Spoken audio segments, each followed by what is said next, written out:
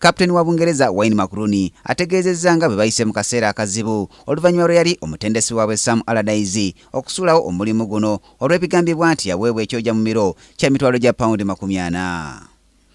Rooney ategeezezza nti Sam Allardyce yali mutendesi mulungi era nga bamulinamu essuubi ddene, wabula olw'ebyo ebyagwawo ekibiina ekikulembera omuzannyo gw'omupiira mu Bungereza kya FA kyalina okutuukiriza obuvunaanyizibwa bwakyo ne kibafunira omutendesi omulala Gareth Southgate gwagambye nti naye amulinamu essuubi ddene era ng'amusuubira mu buwanguzi bwereere. Akubiriza abazannyi banne aba Bungereza okwerabira byonna ebibaddewo, wabula obwongo babusse ku mupiira gwe basamba n'eggwanga lya Malta ng'ennaku z'omwezi 8 omwezi guno.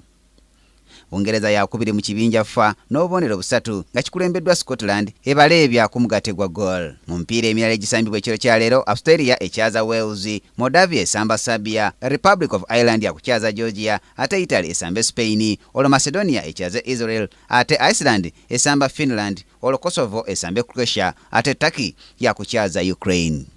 Brian Katere munabyamizannyo, Kingdom TV amalindirire. This is Kingdom TV.